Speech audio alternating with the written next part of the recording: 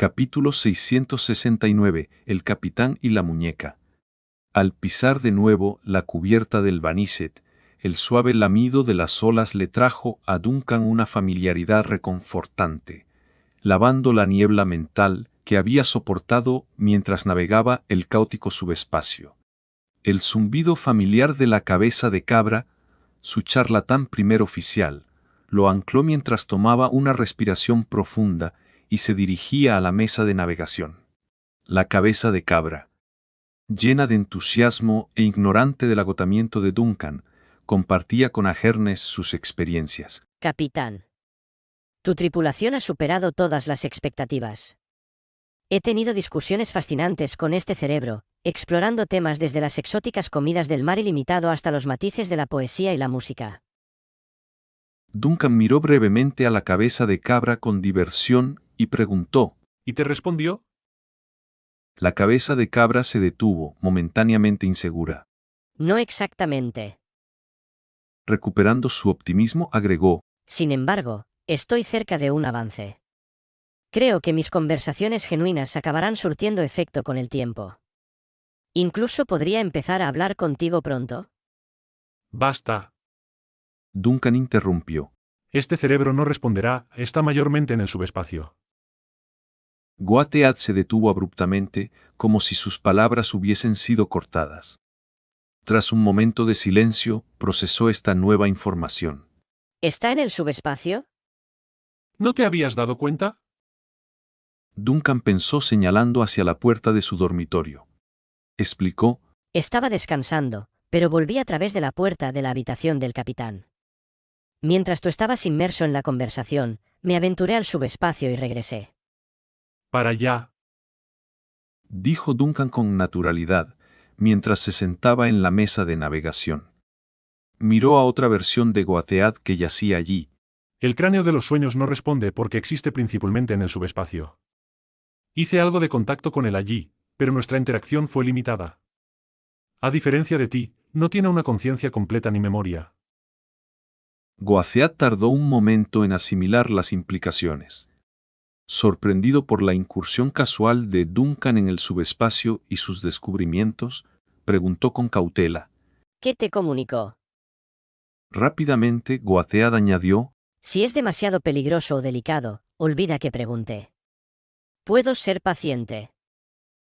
La respuesta de Duncan fue seria. Sabe cosas sobre Duncan Abnomar, similar a lo que tú sabes. Básicamente, comparten recuerdos iniciales. Pero este no es el lugar para esas conversaciones. Basta con que nos entendamos. Concluyó despidiendo el tema con un gesto. Goatead dejó de hacer preguntas, comprendiendo lo que Duncan quería decir. La verdad sobre la situación era demasiado volátil para el barco y podría cortar su conexión con Duncan y devolverlo al subespacio. Este entendimiento entre ellos se había desarrollado con el tiempo, un acuerdo silencioso forjado por pistas sutiles y un secreto compartido.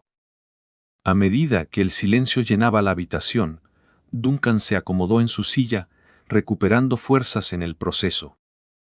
Mientras tanto, el cráneo de los sueños permanecía quieto sobre la mesa, mirando a la nada en particular. Goatead, la escultura, parecía perdido en sus pensamientos. Finalmente, rompiendo el silencio, Goatead preguntó. ¿Descubriste algo más?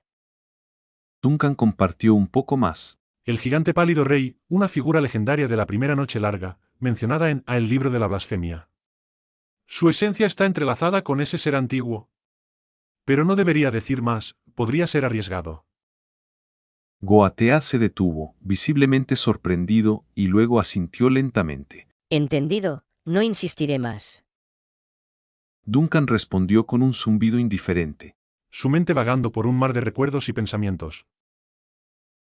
A pesar de saber que pensar sin rumbo no produciría resultados concretos, Duncan no podía evitar reflexionar sobre los fragmentos que lo atormentaban, recordando una voz lejana que resonaba a través del rugido. Esos fragmentos, aunque incompletos, eran profundamente reveladores. Hablan de una civilización al borde de descubrir las verdades últimas de la existencia, una que había dominado el tiempo y el espacio. Se referían a sí mismos como humanos, muy diferentes de los humanos que Zhou Ming conocía. Esta civilización había seguido una trayectoria sobrenatural, acercándose a la verdad absoluta. Sin embargo, también enfrentaron la extinción durante un evento conocido como la Gran Aniquilación. A diferencia de otras razas condenadas, parecían conscientes y preparados para este cataclismo. Aunque no pudieron evitar el desastre inminente, parecían haber ideado una forma de preservar una semilla completa en su aftermath. Duncan se volvió para mirar un espejo antiguo ovalado en la pared. Su reflejo lo miró de vuelta, encendiendo una nueva comprensión en él. Se dio cuenta de por qué, a su memoria, no incluía el resplandor rojo de la destrucción total, no formaba parte de la era que recordaba. El concepto de la Gran Aniquilación, un evento de un futuro distante, dominaba sus pensamientos. Pero no solo eran estas posibles verdades lo que lo ocupaba. También lo inquietaba el misterio que rodeaba la existencia de Zhou Ming. Permaneció inmóvil detrás de la mesa, sumido en la contemplación, hasta que se levantó, decidido a aclarar su mente. Voy a dar un paseo por la cubierta, Anunció a Goacead antes de salir de los cuartos del capitán. La cubierta estaba serena, iluminada por el etéreo resplandor de la creación del mundo sobre el mar distante. Duncan caminaba lentamente por el borde de la cubierta, dejando de lado temporalmente los misterios concertantes, en busca de consuelo en la brisa nocturna y el ambiente calmante del mar. Eventualmente, su paseo lo llevó a una escena familiar. Elise estaba sentada en su barril favorito, grande, junto a la barandilla, meciéndose suavemente con el movimiento del barril. Su mirada estaba fija en el horizonte, con las piernas balanceándose rítmicamente mientras tarareaba una melodía inusual. Duncan escuchó por un momento y luego reconoció la tonada. Era una canción de marineros que Goacead solía tararear, pero ahora alterada más allá del reconocimiento en la versión de Elise, haciéndola casi extranjera para cualquiera en el mar sin límites. Sin embargo, cuando Elise la tarareaba, la melodía adquiría un encanto único. Al notar el acercamiento de Duncan, Alice dejó de tararear y saltó del barril con evidente entusiasmo. Capitán. ¿pareces bien? Respondió Duncan con una leve sonrisa. Solo salí a dar un paseo. Alice miró a Duncan, su expresión llena de genuina preocupación. ¿Te ves cansado? ¿Hay algo que te molesta? ¿Estás lidiando con algún problema serio? Sorprendido por la perspicacia de la muñeca, Duncan vaciló un momento antes de ofrecer una sonrisa tranquilizadora. Nada grave, solo pensando en algunas cosas. ¿Por qué estás despierta a esta hora? ¿Hay algo que te tiene tan contenta? ¿Mi mente? Alice burbujeó de entusiasmo. Llevé los despojos a la cocina. Son realmente útiles. Al principio, todos en la cocina estaban descontentos, pero logré convencerlos, y ahora han acogido a estos nuevos amigos. Su conversación continuó, con el parloteo animado de Alice contrastando fuertemente con los pensamientos profundos e irresueltos de Duncan. La noche a bordo del desvanecido avanzaba, cada individuo envuelto en sus propias reflexiones y experiencias. Además, revisé la carne que encurtimos antes, y está perfecta. Ni un barril se ha estropeado. En un mes, ¿estará justo lista para cocinar? La voz de Elise burbujeaba de emoción mientras compartía su última aventura culinaria. Y adivina qué, probé a encurtir pepinos con una receta de Nina. Dijo que los pepinos encurtidos van excepcionalmente bien con las hamburguesas de carne ahumada, mucho mejor que lo que sugirió Goacead. Y adivina qué más. Encontré un montón de lápices sin usar en un armario de almacenamiento en la segunda cubierta. No sé quién los dejó allí, pero planeo usarlos para dibujar. Looney tiene un talento increíble para el dibujo, prometió enseñarme, pero solo cuando tenga algo de tiempo libre. Elise charlaba, con entusiasmo desbordante, sobre estas actividades cotidianas, ninguna particularmente sobrenatural ni significativa. Sin embargo, para Elise, estos placeres simples le traían una inmensa alegría, y cada descubrimiento o actividad la llenaba de deleite. Ahora estaba compartiendo esa alegría con Duncan, esperando agregar un toque de su felicidad a la vida de él. Estaba completamente ajena a las preocupaciones más profundas que solían ocupar la mente del capitán. Duncan escuchaba con atención, su sonrisa genuina iluminando lentamente sus ojos mientras absorbía sus palabras. Luego, impulsado por una curiosidad repentina, Duncan preguntó: Alice, ¿has pensado alguna vez en tu propio origen? ¿Te has preguntado por qué existes, por qué tienes pensamientos, por qué eres Alice y qué te depara el futuro? ¿Has reflexionado sobre estas cosas? Elise respondió al instante, sin vacilar, Nunca he pensado en ellas. pero entonces, al darse cuenta de que su respuesta podría sonar demasiado simple, añadió con un toque de incertidumbre: ¿Es una mala respuesta? ¿Me hace parecer demasiado ingenua? ¿Tú piensas a menudo en estas cosas? Duncan miró a la muñeca, con una expresión que mezclaba diversión y ternura. Luego, sonrió con calidez, negando suavemente con la cabeza. No, tu respuesta es perfecta. Elise lo miró de vuelta, un poco confundida. Duncan no ofreció más explicaciones, en cambio, extendió la mano para acariciar su cabello con afecto. Si te interesa aprender a dibujar, puedo enseñarte. Los ojos de Elise se iluminaron de sorpresa y curiosidad. ¿Sabes dibujar, capitán? Un poco, de hace mucho, mucho tiempo. ¿Te gustaría aprender? Elise asintió con entusiasmo. Sí. Un fuerte abrazo a todos los que dejan comentarios en cada video. Son mi motivación diaria.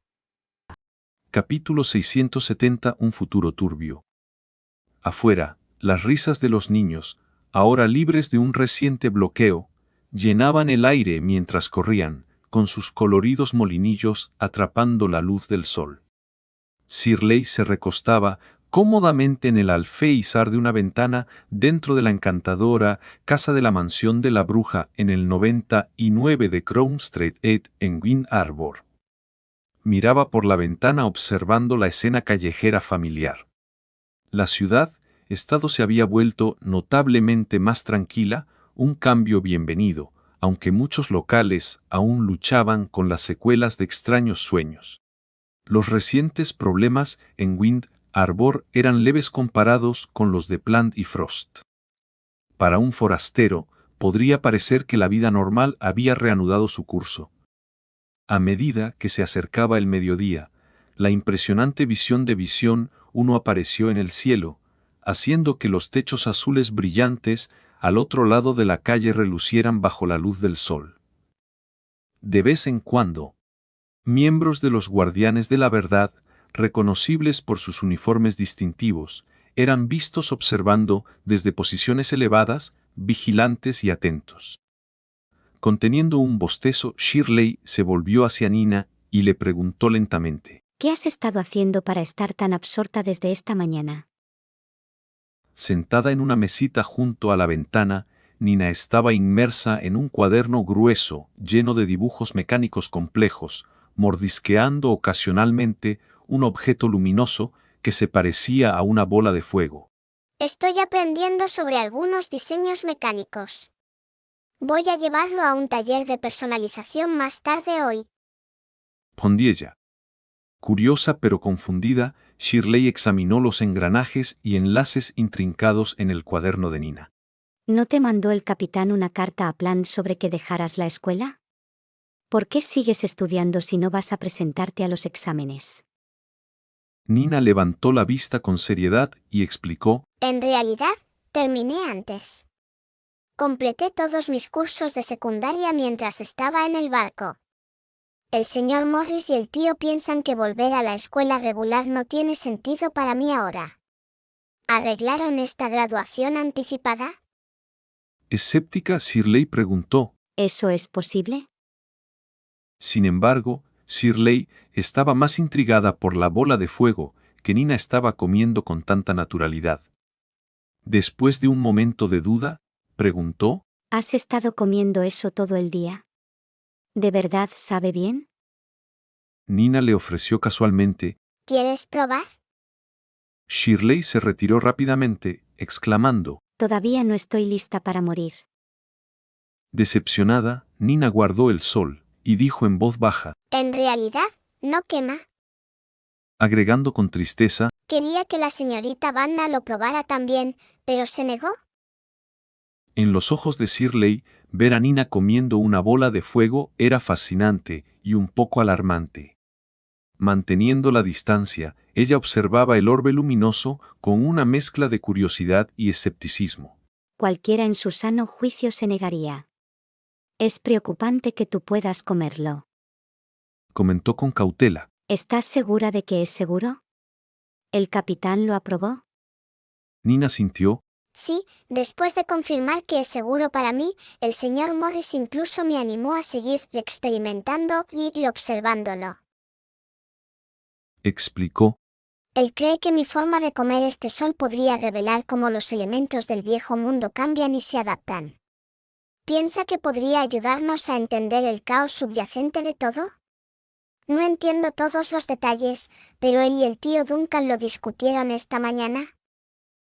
Mientras hablaba, Nina tomó otro pequeño bocado del sol. Sus discusiones se están volviendo más complejas. Solo esta mañana, después de que el tío regresara del barco, tuvieron otra larga charla. Escuché que planeaban capturar otro ende para investigar, considerando dónde podrían encontrarlo. La atención de Shirley se dirigió hacia el salón. Allí, Duncan y Morris estaban absortos en una conversación seria. Cerca, Alice yacía en el suelo junto a la mesita de café, agarrando un lápiz y dibujando con fervor su obra maestra en un pedazo de papel.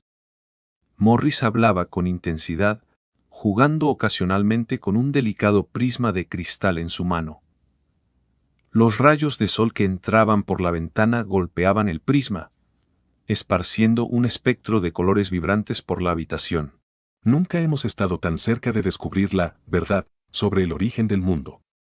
La colisión que observamos en las memorias más profundas de Atlantis parece ser el único evento hasta ahora que puede explicar la gran aniquilación. Afirmó con earnestidad. Duncan asintió pensativamente, con la mente cargada de implicaciones. La gran aniquilación desató un caos catastrófico y conflictos, profundamente arraigados en la esencia de toda existencia. La tercera noche larga no resolvió estos conflictos fundamentales, sino que solo los pospuso. Ahora, parece que este aposo ha llegado a su límite. El fin aparece inevitable. La voz de Morris transmitía una nota de preocupación mientras continuaba. La pregunta crucial ahora es qué sucederá cuando llegue el fin y cómo se desarrollará la llamada cuarta noche larga. Sin duda, nuestra actual era del mar profundo sufrirá cambios significativos durante ese periodo, y las ciudades-estado a lo largo de los mares inmensos podrían desaparecer como en las noches largas anteriores. Hizo una pausa y luego negó solemnemente con la cabeza. O quizás el resultado sea aún peor. A pesar del sombrío panorama de Morris, Duncan permaneció en silencio, absorto en una visión perturbadora que había visto en el subspace. Recordaba a antiguos reyes realizando un funeral alrededor de un gigante pálido y sin vida, un ser que había perecido para crear este mundo.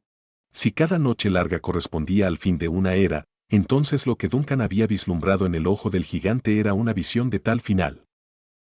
Sus pensamientos se centraban en el tenue resplandor estelar y los sonidos profundos y resonantes que emanaban de él.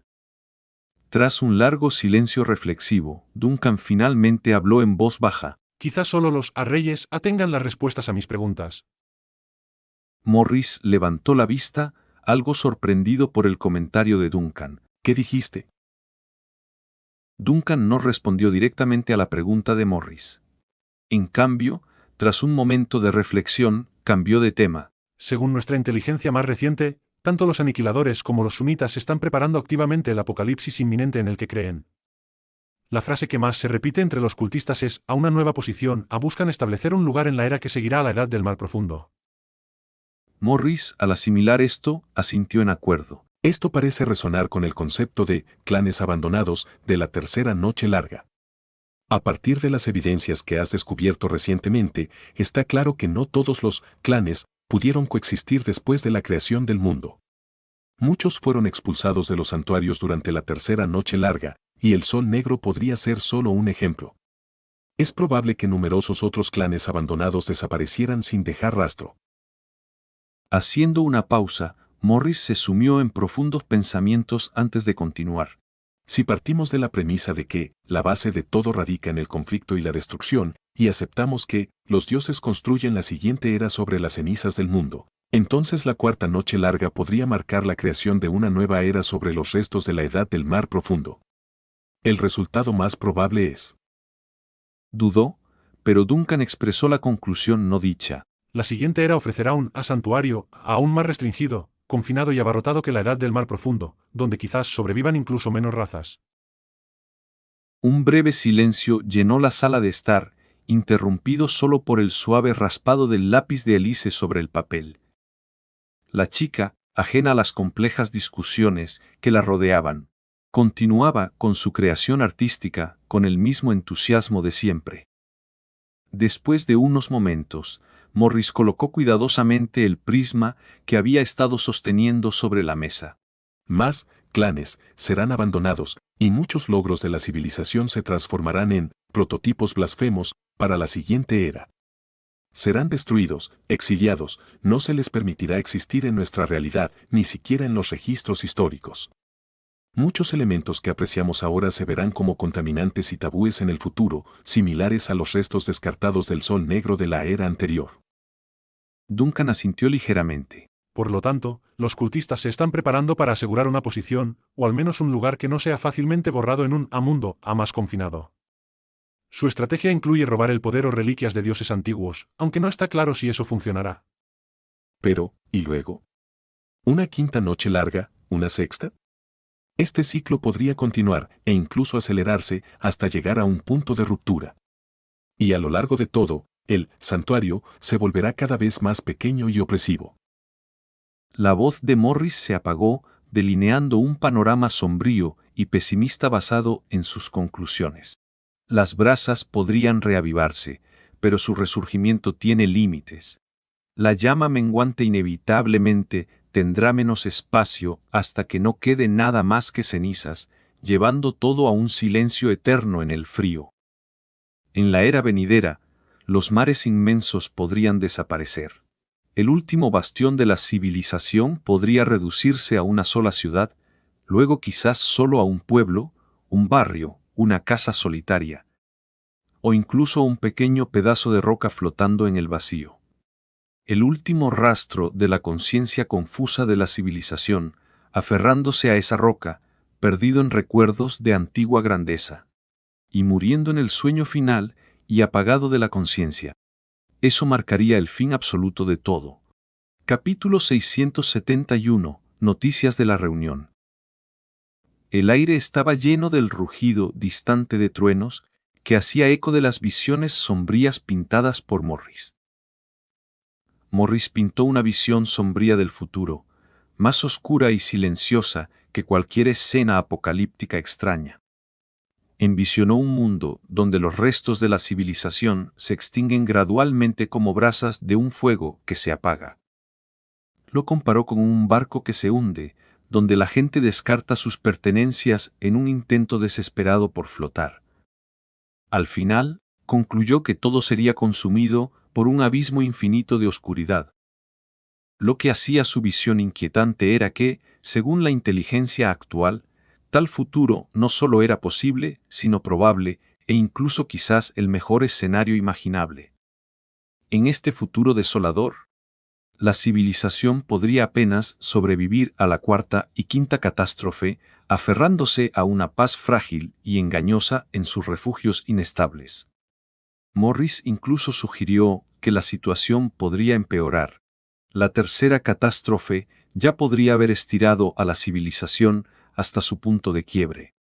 haciendo que la supervivencia más allá de la siguiente desastre sea solo una fantasía.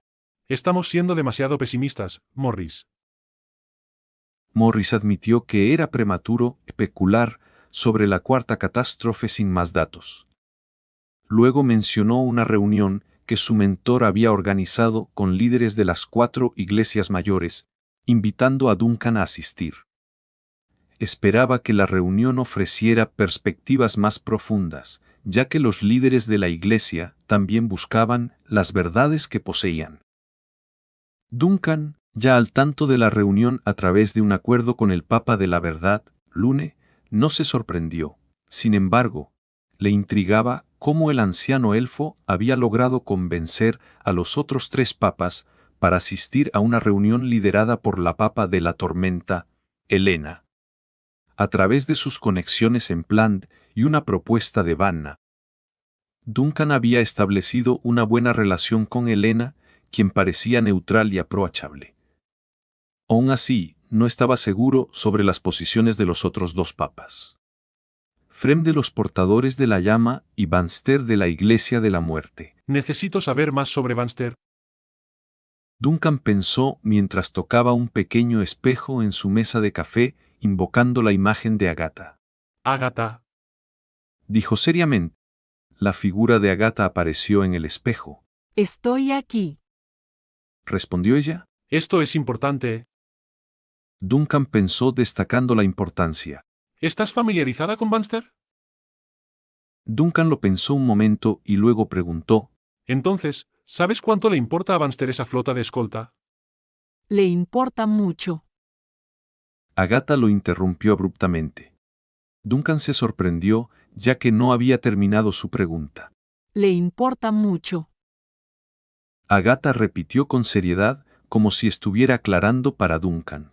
Incluso alguien como yo, que no es muy prominente en la Iglesia de la Muerte, ha oído cómo lamenta la pérdida de esa magnífica flota de escolta que alguna vez tuvimos. Antes de que Duncan pudiera responder, Agatha continuó. El Papa de la Muerte a menudo resta importancia a sus preocupaciones, empezando con, en realidad, no me importa tanto, seguido de un suspiro profundo, y terminando con, aunque fue mi diseño personal para esos barcos, pero claro, no me importa de verdad. ¿Acaso no es eso exactamente lo que demuestra que le importa mucho? Duncan pensó, casi riendo. En ese momento, Morris interrumpió con una tos, redirigiendo la conversación. Creo que las 13 islas de las tierras marchitas podrían ser un tema más urgente en la reunión que el incidente del momento efímero con su flota.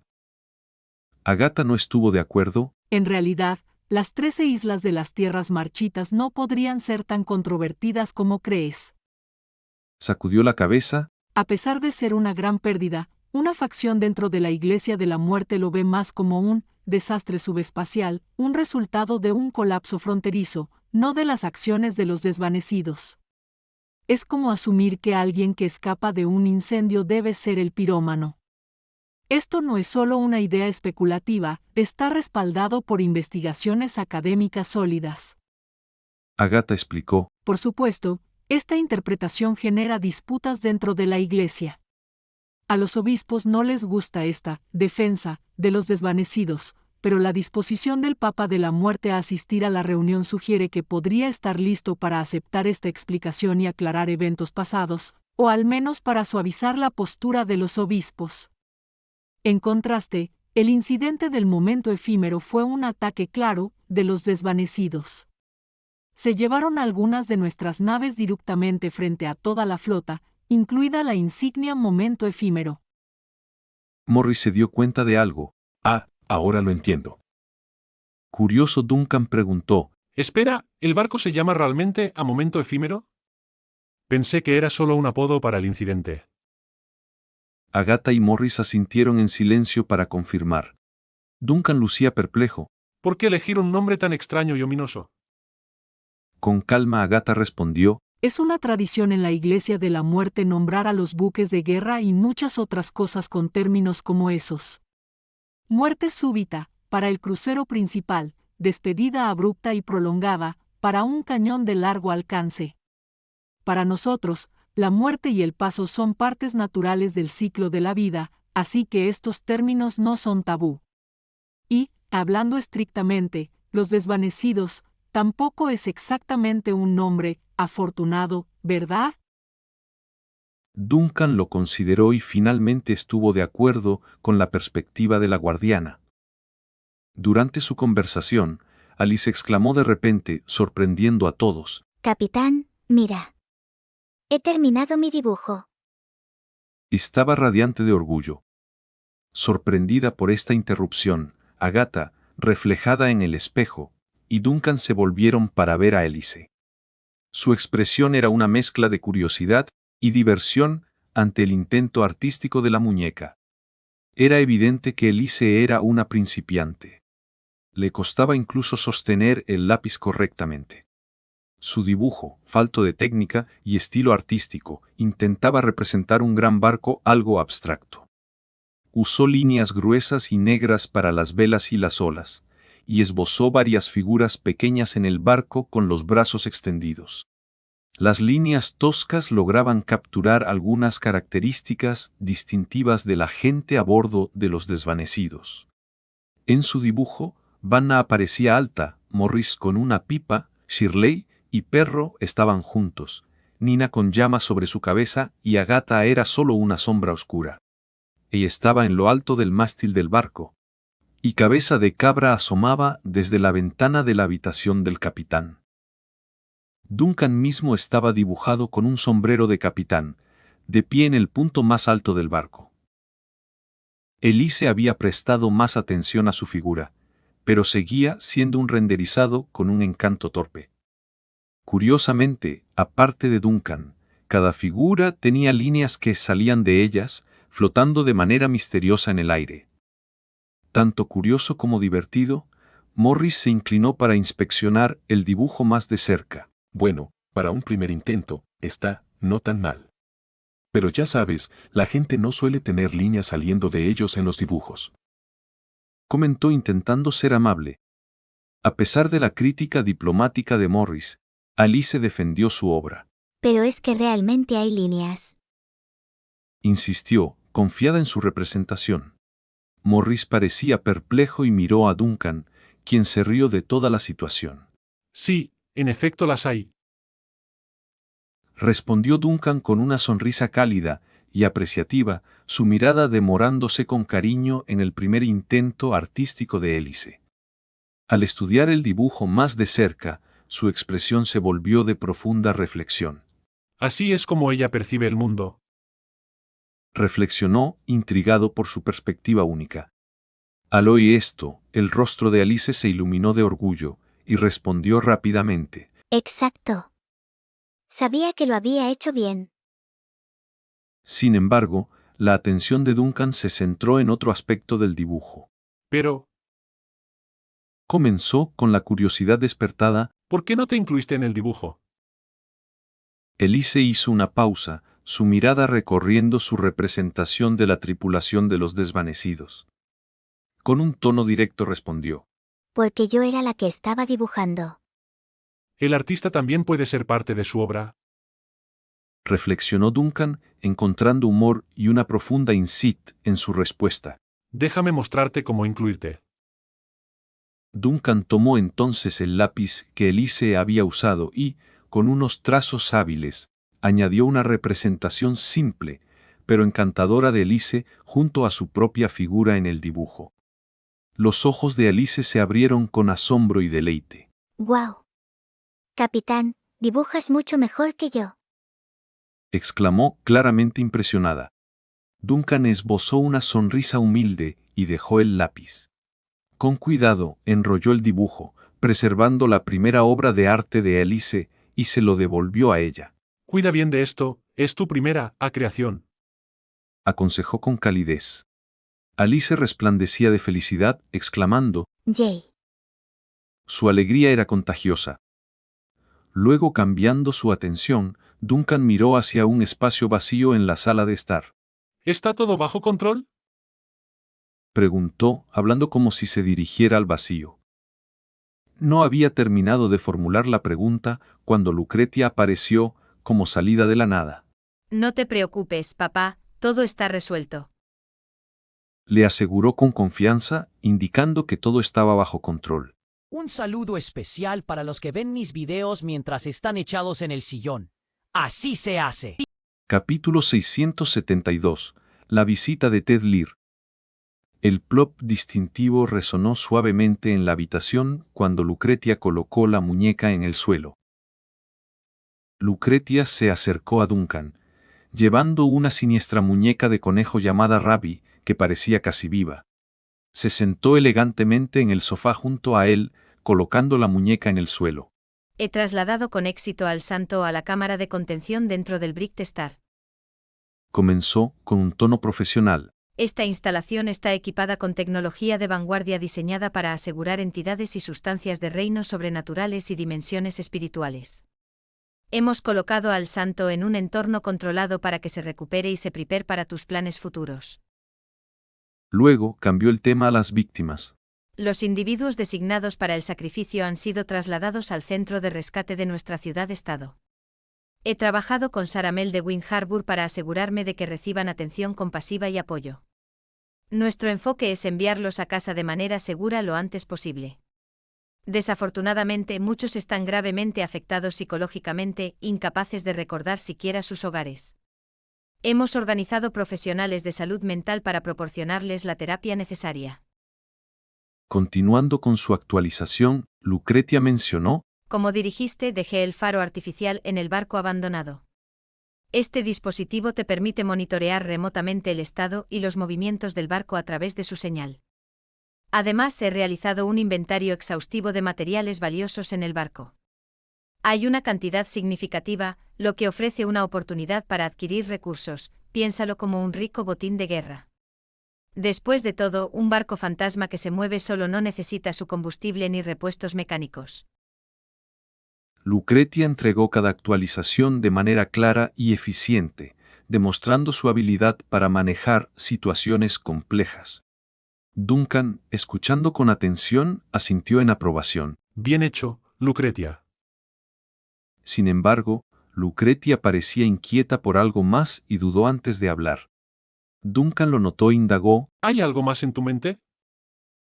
Duncan lo pensó un momento antes de responder. No será necesario por ahora. Todavía no estamos seguros de la verdadera naturaleza del nido.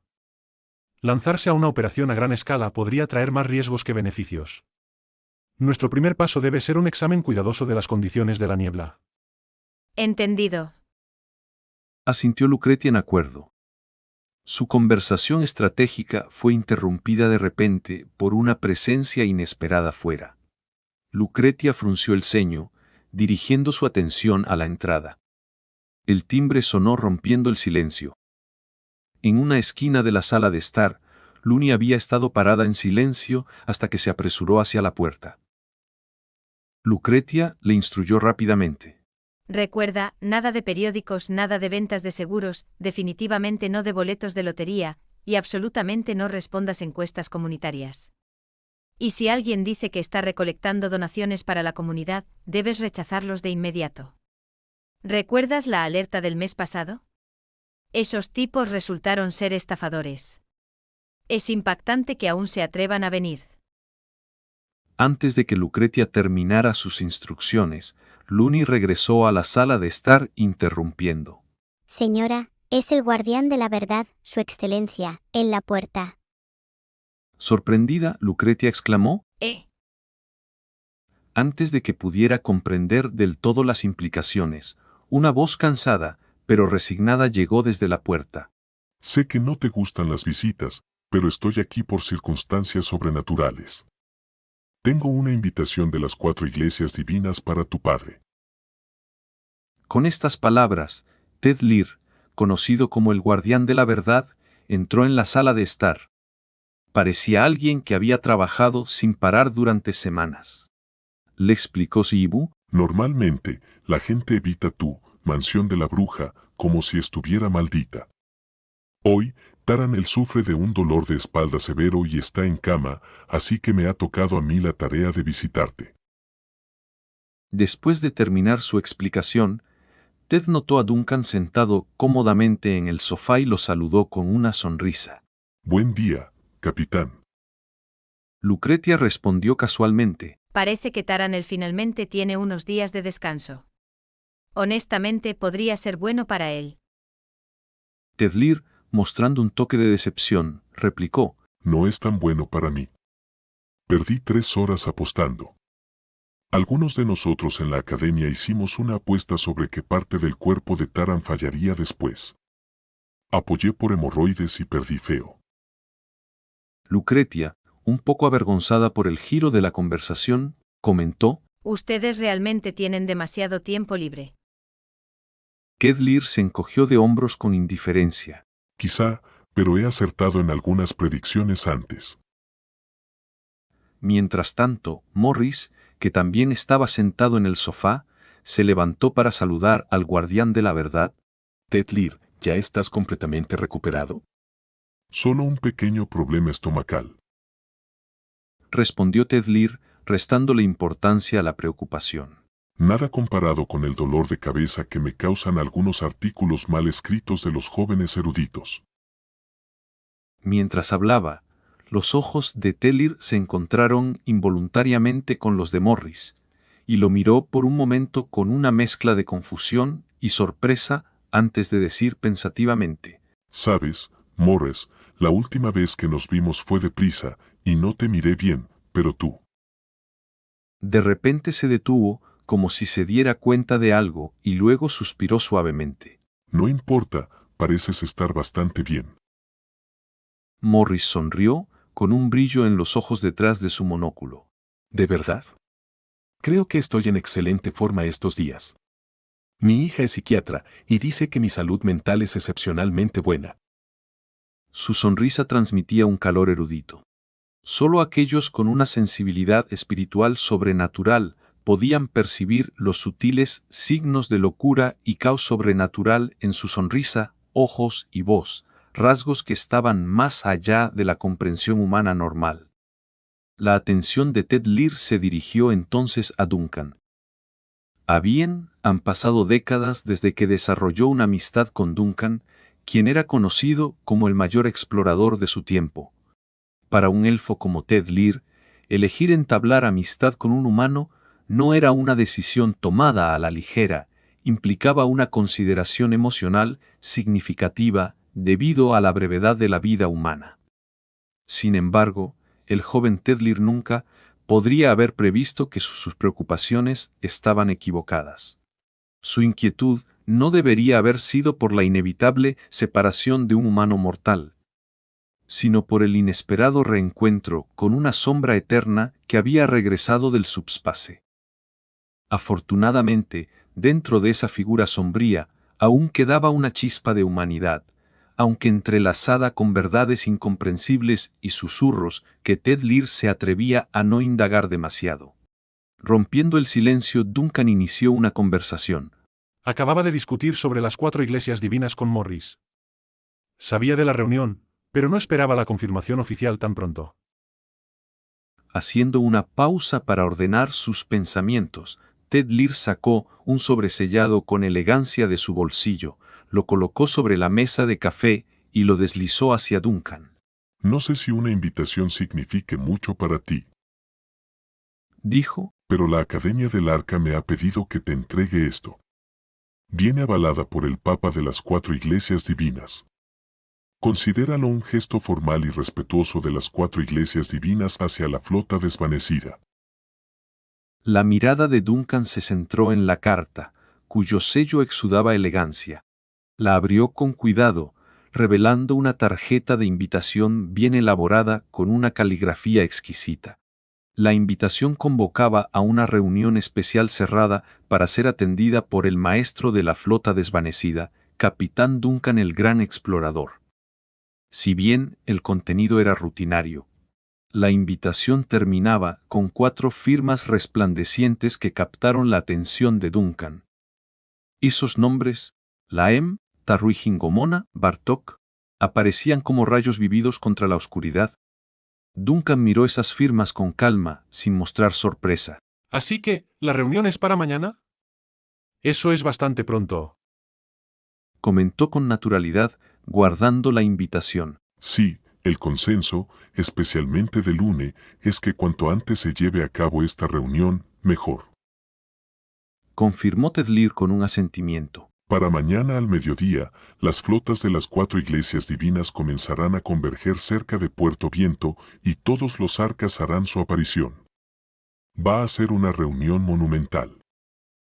Duncan pareció brevemente sorprendido, mientras que Morris, a su lado, no pudo evitar expresar su asombro.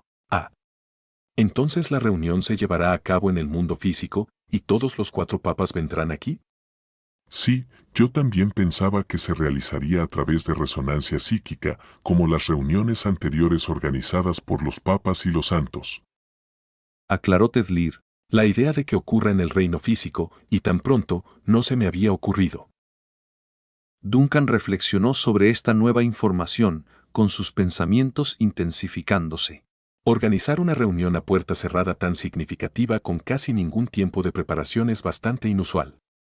Sin mencionar que el viaje de los arcas no es corto. Parecía estar uniendo las piezas. Parece probable que los 4 arcas ya estuvieran en camino, quizás estacionados cerca de la frontera sur, incluso antes de hoy. Tal vez incluso antes del incidente en Puerto Viento. ¿Podría ser que las 4 iglesias divinas habían planeado de antemano una reunión? ¿Y que los eventos en Puerto Viento solo proporcionaron una razón conveniente para organizarla rápidamente aquí para mañana? Eso parece plausible. Siguiendo su línea de pensamiento, Duncan preguntó: ¿Ha habido algún desarrollo reciente?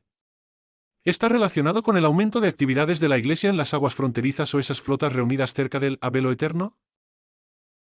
Tedlir reconoció las preocupaciones, pero indicó sus limitaciones. Estoy al tanto de los desarrollos que mencionas, pero no tengo detalles específicos.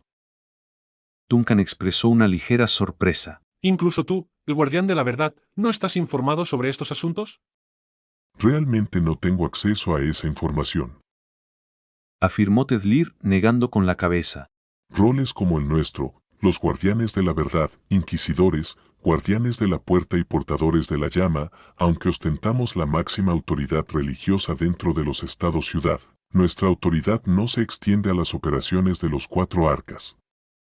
Ellos operan bajo el mando directo de los 4 papas y todos los secretos se mantienen dentro de la flota. No hay superposición con las actividades de la Iglesia en los estados-ciudad, especialmente en lo que respecta a los secretos más peligrosos. Mirando a Duncan con seriedad, Tedlir concluyó: es una medida de seguridad que se considera necesaria. Capítulo 673. Su comunicación. En la tranquila ciudad costera de Puerto Viento, los residentes apenas se recuperaban de una noche llena de sueños perturbadores mientras las olas de océano lejanas susurraban relatos del desconocido. Los eruditos de la Academia de la Verdad y los funcionarios del gobierno local se sorprendieron al ser informados solo cuando los 4 arcas masivas estaban casi sobre ellos. No fue hasta que la imponente, gran catedral de la tormenta apareció en el horizonte del océano que la gente de Puerto Viento comenzó a comprender la naturaleza fantástica de estos eventos. Las majestuosas catedrales dedicadas a los 4 dioses habían llegado ahora a su ciudad. Aparte del arca de la Academia, una vista familiar desde el misterioso sueño del sin nombre. El primero de los nuevos arcas era el templo de la diosa de la tormenta Gomona, la gran catedral de la tormenta. Emergió de la densa niebla marina matutina, justo cuando el primer rayo del halo brillante de visión uno iluminaba el cielo. Escoltada por una flota formidable, se acercó desde el oeste y ancló cerca de la costa, marcada por las campanas matutinas de la ciudad repicando 3 veces. A continuación, la Catedral de la Lama, la nave sagrada del portador de la Lama, hizo su entrada dramática. Apareció desde el mar justo cuando la luz de visión uno se intensificaba, proyectando una ilusión de rayos de sol descendiendo hacia la tierra. La catedral se posicionó entre Arca de la Tormenta y el Arca de la Academia. La última en llegar fue la Arca de la Muerte. Su entrada fue tanto grandiosa como sombría, anunciada por el repique de campanas melancólicas. La catedral emergió a través de una espesa niebla oscura, proyectando una gran sombra ominosa que se extendía sobre la bruma, pareciendo un gigantesco cementerio que se adentraba en el reino de los vivos. Acompañada por sus dos naves hermanas, la cueja resuelta y la cueja no resuelta, se posicionó junto a la gran catedral de la tormenta. Juntas, estas 4 arcas masivas, cada una pareciendo una pequeña ciudad-estado, casi rodearon completamente a Wind Harbor. De no ser por algunas de sus naves de escolta dispersas en aguas cercanas, sus flotas combinadas habrían rodeado por completo la línea costera de la ciudad. Desde arriba, especialmente para aquellos con problemas de visión como miopía o astigmatismo, el grupo en el puerto y sus arcas vecinas podía confundirse fácilmente con una vasta masa de tierra en forma de cruz. En respuesta a esta ocurrencia sobrenatural, el ayuntamiento de Wind Harbor ordenó rápidamente el cierre del puerto y suspendió toda navegación local por mar esa mañana. Poco después, la Academia de la Verdad anunció que se convocaría una reunión especial, a puerta cerrada, que involucraría a los líderes de las 4 iglesias mayores en Wind Harbor. Este anuncio despertó una gran emoción entre los residentes de la ciudad. Multitudes se reunieron en varios puntos de observación cerca de los puertos. Cada persona ansiosa por conseguir la mejor vista de las impresionantes naves de las iglesias. Estas casas, conocidas por navegar rutas secretas en el mar abierto y raramente vistas por el público, ahora ofrecían un espectáculo único. La llegada simultánea de las 4 arcas era un evento poco común, uno que ni siquiera los elfos más ancianos esperarían presenciar a menudo en sus vidas. Con tiempo de sobra, él observó la majestuosa llegada de cada nave que representaba a las diferentes iglesias.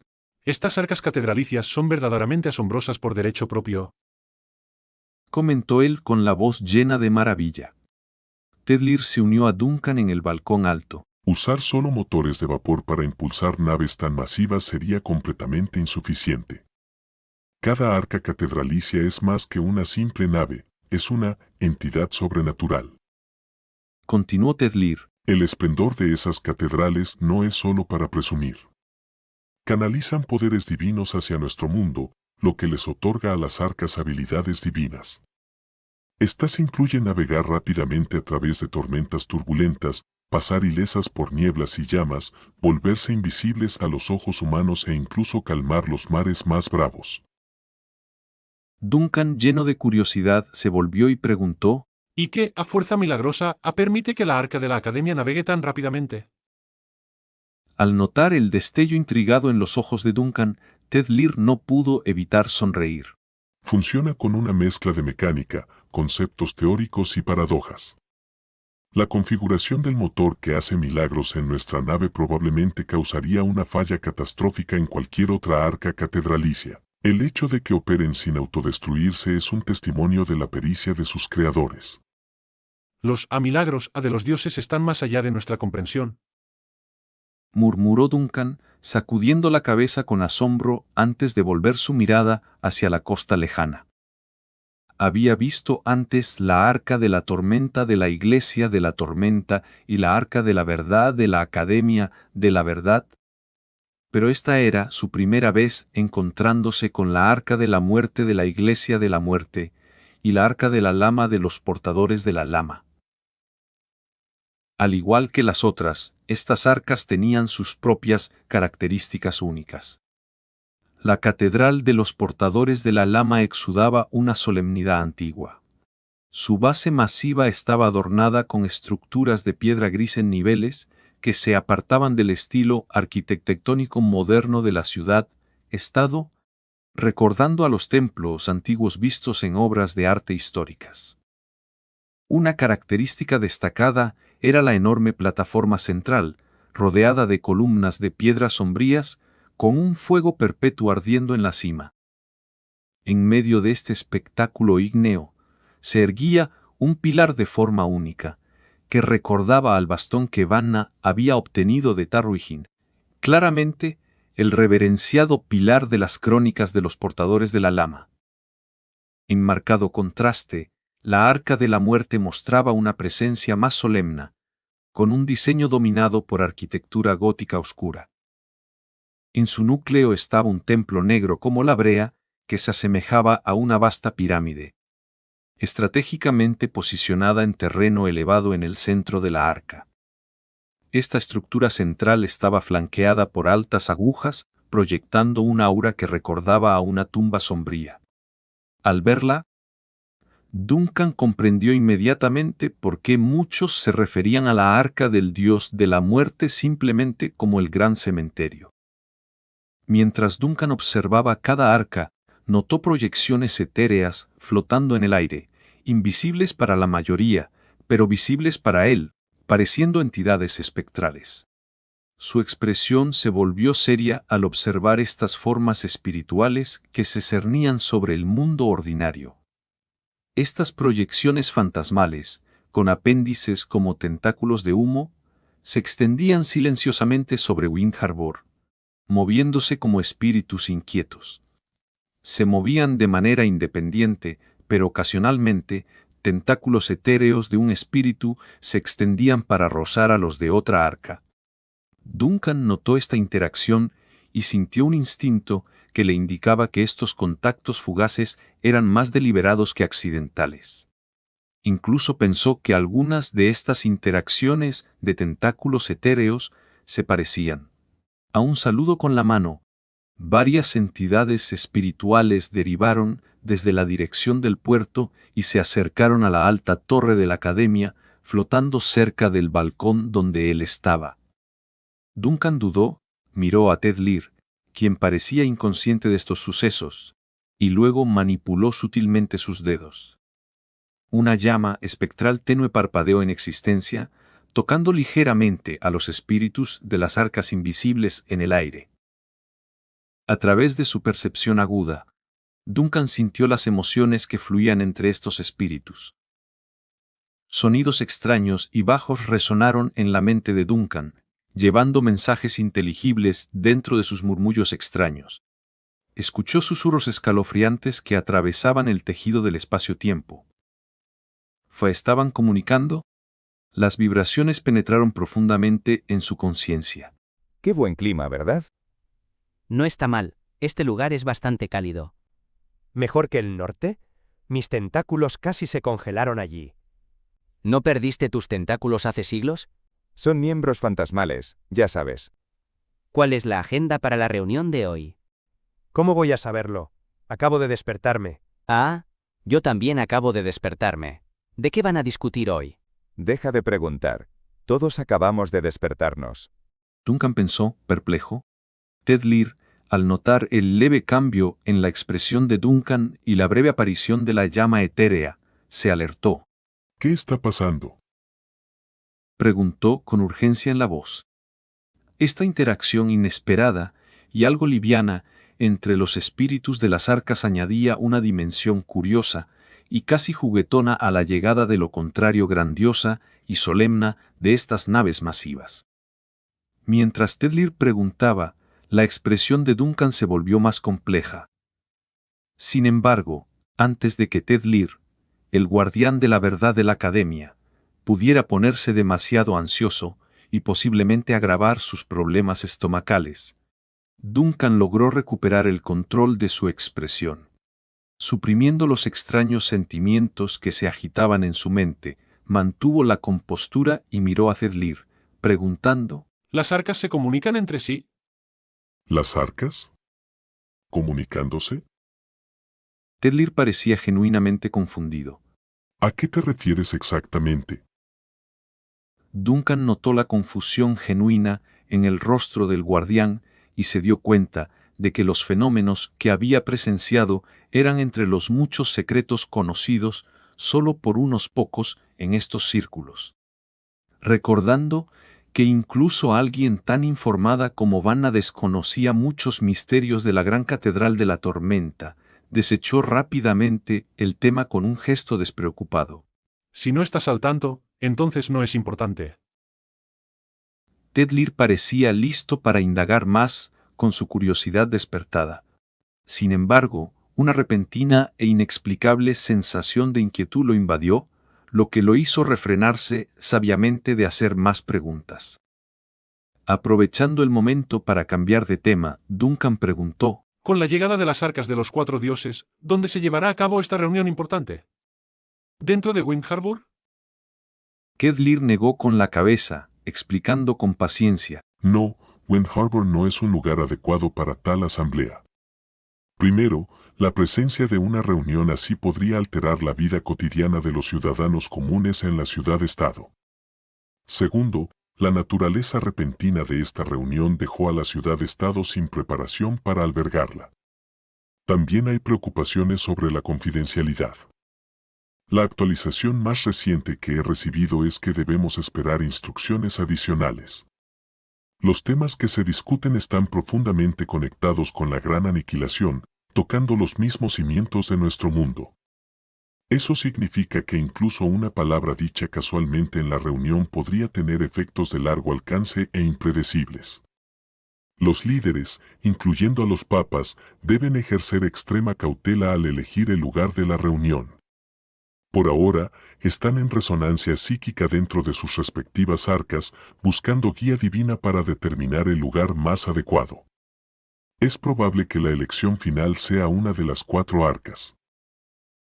Duncan respondió con un gesto casual de la mano, indicando su indiferencia. Está bien, esperaré entonces. Solo espero que no tarde demasiado. Kedlir asintió con comprensión, pero su expresión cambió rápidamente. Parecía como si hubiera recibido una comunicación lejana y débil, con su rostro una mezcla de sorpresa y confusión. Al notar este cambio repentino, la curiosidad de Duncan se avivó y no pudo resistirse a preguntar: ¿Qué pasa? Kedlir se detuvo un momento, con una expresión de perplejidad y reflexión. Finalmente habló con incertidumbre. El 5.º arca.